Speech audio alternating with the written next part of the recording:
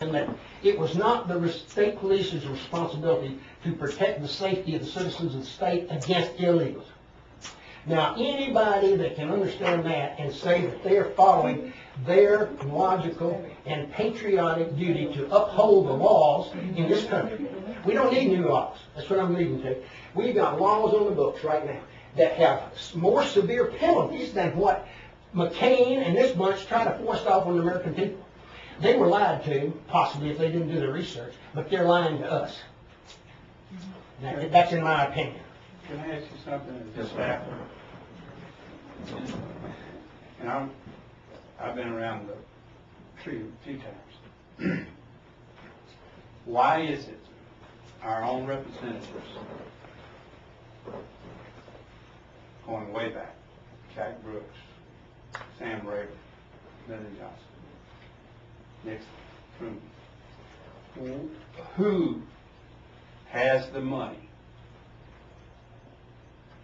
to coerce a congressman to violate his oath to protect our borders or our country from invasion from within and without? Who would want to let a whole different society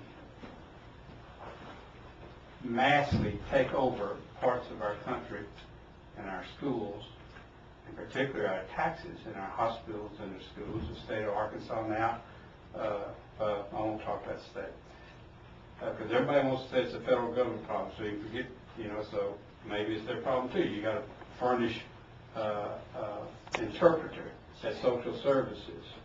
You have to furnish them at the hospitals. Why? I've lived in Switzerland, I've lived in France, I've lived in Germany, I've lived in Africa. They don't furnish me anybody. Now, who and how big are they that are controlling these senators who are supposed to be above it?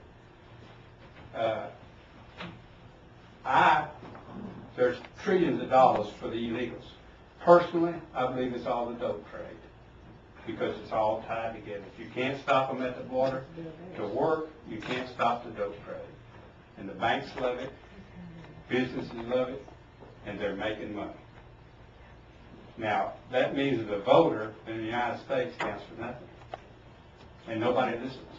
Well, I wish I could answer the question, but that's, and I'm taking that as a rhetorical question.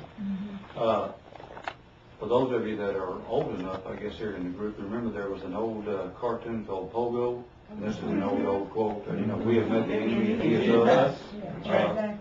And sometimes you just wake up and realize it's like a disease. It starts out small, and then you wake up one day, and then it's a full-blown malignant cancer. And I, honestly believe that's what we're in now. And Absolutely. It's an emotional issue, and it's something that in the last couple of weeks we've been getting a lot of phone calls and mail. Hopefully. And and that's good. That's part of the political process. And I applaud everyone for coming up and, like you have here, voicing your concerns, because that's what it's about. These senators and these congressmen won't vote the right way and won't vote the will of the people unless y'all keep knocking their doors. We're not going to stop. I can say this, if I may, for myself personally, and I can't speak for any individual in the group, but for my wife and I, that we may lose this battle. We may lose this country.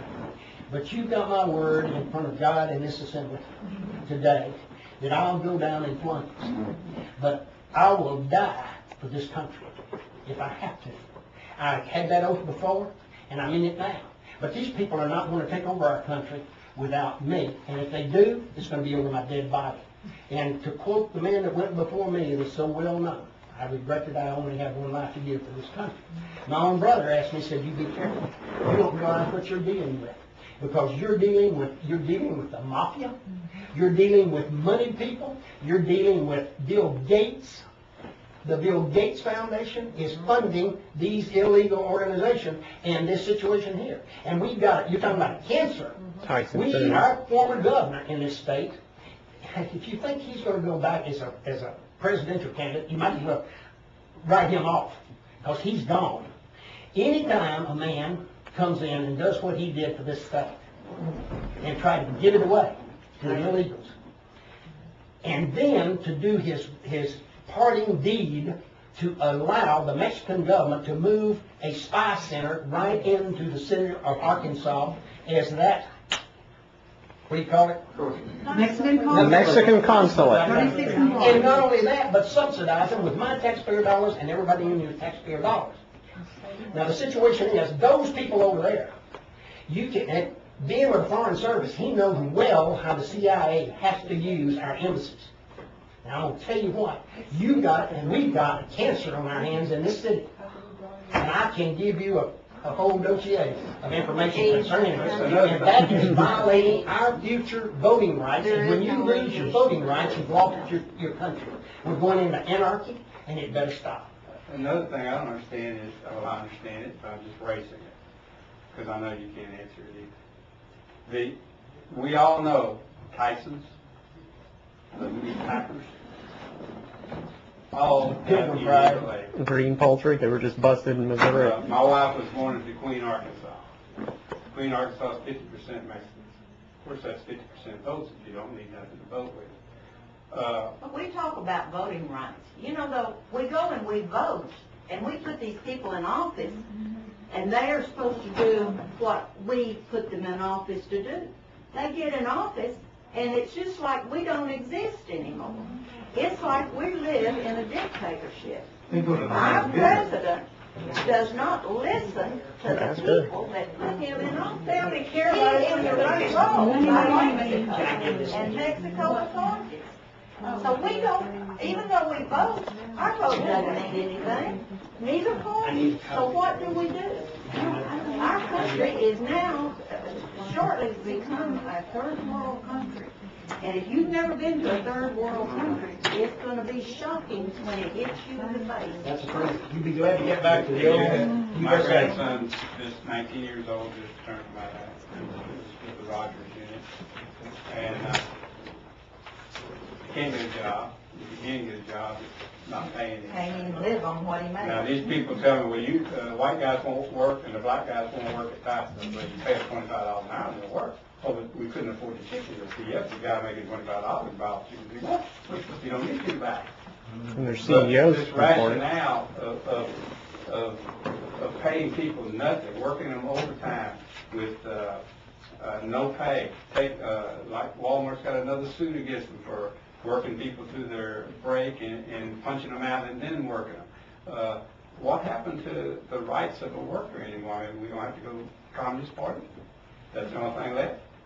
That's a good point. There's nothing left for young people that do not have a specialized education. If you think computers are the answer, people with computer programming degrees are professional gamblers now in Vegas because they can't make a living.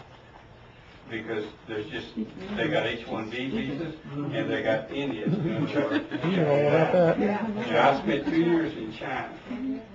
Nike had their biggest company there. They make their tennis shoes in 1993 for $1. Sold them for $125. And that's the economy that we're bringing into here. There's no OSHA. There's no Social Security. That you live and die at that plant. But the American people are saying, well, we're against slavery. You Southerners are to pay everybody. Wait a minute. You love to buy all this junk from a slave state. Worse than the slave state. Because they lived in packed quarters stacked on top of each other. And it's crazy. But That is, I don't have an answer. of the organization that you've got on your shirt there, is that a national organization or just Arkansas? Actually, there's several. We have a young representative from Grassfire. There's several organizations that's fighting this, and some of us are members of one and members of or members of whatever. But we're fighting it however we can, and we don't seem to be making much headway on it with. Well, you can't stop. You know. Well, that's Thank you. I'm glad to hear you say that. Let me enumerate. Yeah, I'll be right back. Okay. I have a short memory at my age, Elizabeth, but I promise I'll be back. Remind me if I don't.